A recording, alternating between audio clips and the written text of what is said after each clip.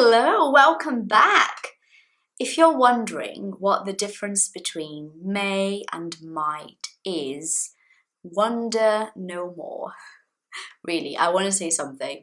I was actually checking the answers for this before I made this video because I was a bit puzzled, a bit confused about why so many people ask me this question. So I looked for the explanations to see what you guys are actually finding.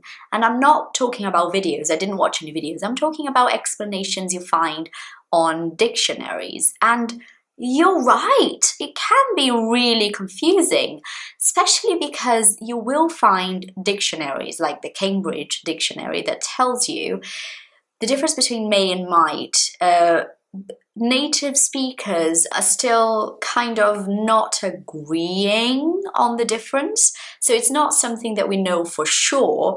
It's more something that we develop in terms of feeling. And I even asked my husband this question because he lived in London for 18 years and he's a fluent speaker as well. And I asked him what he thought the difference was. And he said something so interesting. He said, okay, I gave him one sentence. I said, okay, if I say to you, I may call you or I might call you, what's the difference? He goes, well, it's practically the same. Maybe may, there is more chance that you will call me. I'm like, maybe. So you will find this as an explanation that may has a little bit more of a chance than might. But this is not something that we think about when we're speaking, and this is what I wanted to talk to you about today. When you're speaking, things kind of happen naturally. And I will tell you something, okay?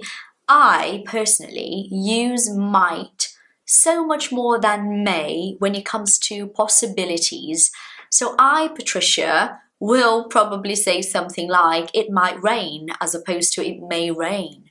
I say may as well, I use may, of course, but I just noticed that I tend to use might more than may, and that's not a problem. So what I want to tell you is, you learner, don't freak out, thinking you have to use may and might the same amount, like equally, because otherwise you're never going to be fluent.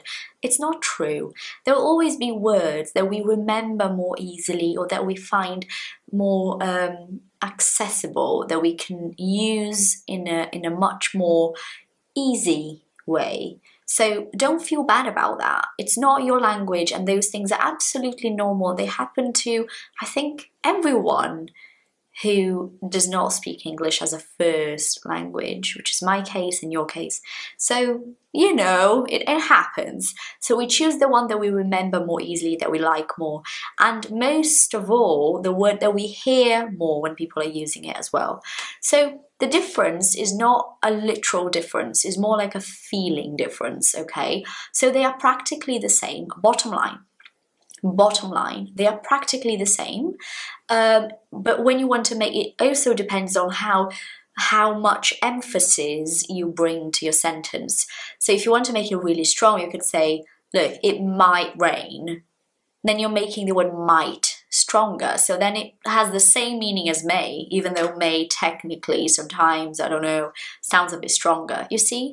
So it's not just about the meaning of the words, but also about the intonation, the emphasis behind that word and what you're actually, putting across, what you're really saying. If you said to me, the meeting may happen tomorrow and the meeting might happen tomorrow, difference? No, not really. And if you say, I may call you later and I might call you later, kind of the same thing, you see. Also bear in mind that when you're asking for permission, mostly you're going to say may. So you're going to say, may I come in? Knock, knock, may I come in? Asking for permission in a very nice way. So normally you're going to use may for those situations, generally speaking.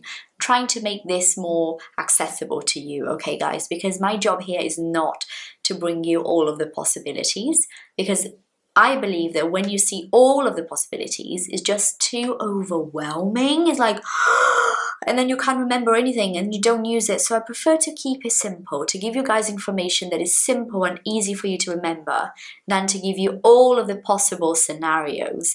And you'll learn all of the possible scenarios the more you are in contact with English. The more you watch things, the more you read things, those things will slowly become natural to you. Now let me know in the comments down below which one you use more, may or might, or you're not using them at all because you're struggling. There is a possibility, there is a chance that something may or might happen. She may move to London soon. There is a chance. It's very similar to maybe in terms of meaning, okay? You're not going to use them the same way, but just to help you with the meaning of the word. And you could also say, she might move to London soon. Well, that's kind of the same thing, okay? So try to refrain from thinking those two are worlds apart, because they're not, and start using them slowly, start to introduce them into your life. Think about something that is related to your day and make a sentence using may or might when you're thinking about something that really happened or will happen in your life today or tomorrow. That way you are encouraging your brain to start to think in English about specific situations. All right? Well, thank you for watching me today. Have a wonderful week and I'll see you next time, that's for sure.